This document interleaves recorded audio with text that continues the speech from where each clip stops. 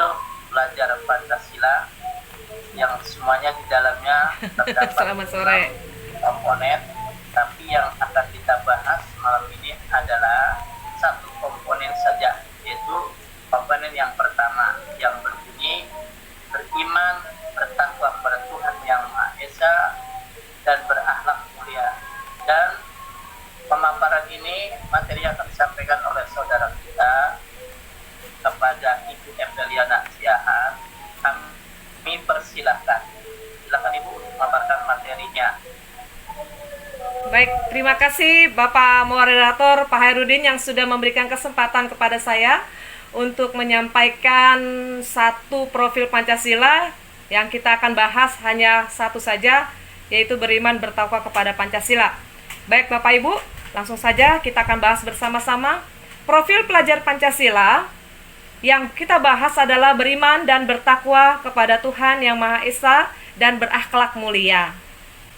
Nah, dalam profil ini tertuang di dalam sesuai dengan visi misi Kementerian Pendidikan dan Kebudayaan sebagaimana tertuang dalam Peraturan Menteri Pendidikan dan Kebudayaan Nomor 22 Tahun 2020 tentang Rencana Strategis Kementerian Pendidikan dan Kebudayaan tahun 2020-2024. Kita tahu bahwa negara kita, pendidikan kita akan memberikan pemahaman yang baru untuk profil pelajar Pancasila ini akan dilakukan di seluruh pendidikan Indonesia. Nah, kita melihat di sini 6 profil yang ada dalam pelajar Pancasila. Ini ada 6, tetapi kita hanya membahas satu. Di sini Bapak Ibu nanti bisa lihat poin-poinnya atau yang ada di dalam pelajar Pancasila ini. Inilah yang menjadi tujuan pendidikan kita di era milenial. Lanjutnya kita akan melihat beriman bertakwa kepada Tuhan Yang Maha Esa dan berakhlak mulia. Apa saja yang termasuk dalam poin ini? Yang pertama, berakhlak beragama. Yang kita bisa lakukan di situ anak-anak kita, mereka memperingati hari besar umat beragama. Lalu akhlak pribadi. Nah, anak-anak bisa melakukan dalam hal ini contohnya pesantren kilat, sekolah minggu, dan lain-lain. Lalu akhlak kepada manusia juga perlu kita tanamkan, yaitu contohnya bakti sosial atau Jumat bersih. Lalu di dalam beriman bertakwa kepada Tuhan Yang Maha Esa juga adalah akhlak kepada Tuhan, yaitu dengan wujud kita beribadah ke masjid yang beragama Islam, ke gereja bagi umat beragama Kristen, wihara bagi umat agama Buddha. Lalu akhlak bernegara juga perlu kita tanamkan dalam hal ini, yaitu kita melakukan upacara bendera atau dan memperingati hari besar. Menumbuhkan profil pelajar Pancasila beramal dan bertakwa kepada Tuhan Yang Maha Esa, mulai dari pemberian arahan, pemahaman, serta kebiasaan siswa di rumah, di sekolah, atau di lingkungan masyarakat yang harus kita tanamkan sebagai guru untuk anak-anak kita. Kemudian hal yang bisa kita terapkan di sekolah dalam kegiatan belajar mengajar. Kita bisa terapkan di sekolah-sekolah kita ya Bapak Ibu dengan profil pelajar Pancasila ini, yaitu pemberian materi agama. Saya percaya setiap sekolah pasti ada pelajaran agama ya Bapak Ibu. Nah, itu adalah salah satu modal dari profil Pancasila ini supaya dapat realisasi. Yang kedua, melatih keikhlasan dengan membantu orang lain. Nah, ini harus juga kita tanamkan kepada anak didik kita karena sudah rasa simpati kepada sesama mungkin sudah berkurang. Maka Menteri Pendidikan sangat membawa kita untuk kembali lagi kita sebagai masyarakat Indonesia yang terkenal dengan gotong royongnya juga ya. Lalu menggalang donasi setiap hari Jumat ya Bapak Ibu.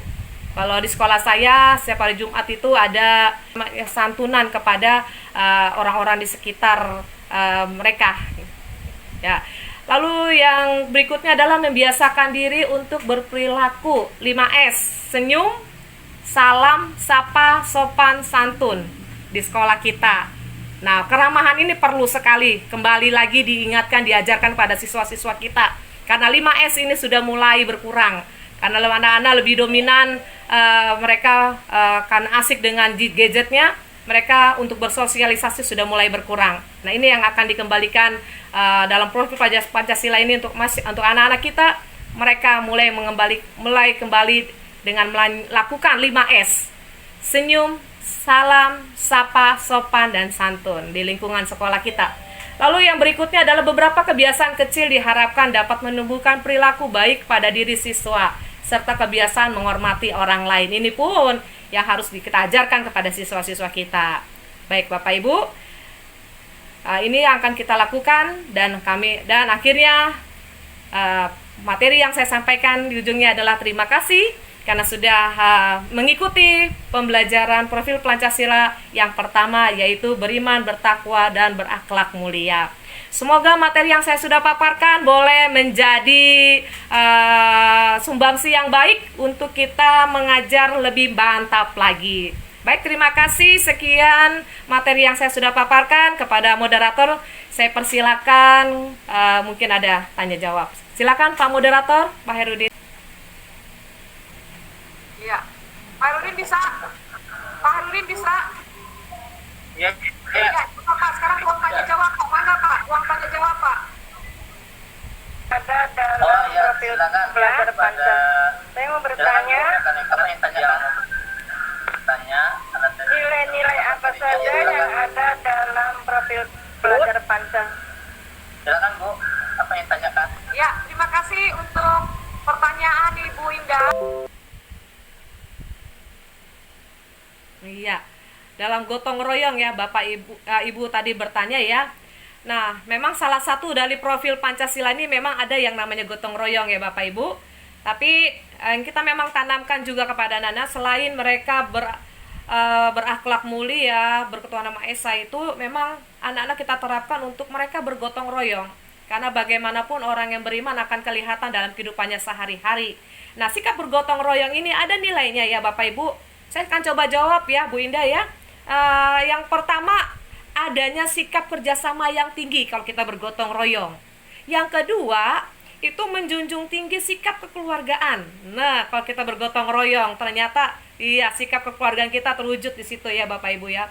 Lalu dalam bergotong royong juga ternyata di situ di dalamnya kita anak diajar untuk saling menghormati antar sesama. Ya Bapak Ibu, kalau sekarang kan memang udah individunya luar biasa. Nah, sekarang pemerintah kita melihat ini hal sesuatu yang penting sekali, harus diperbaiki secepat mungkin.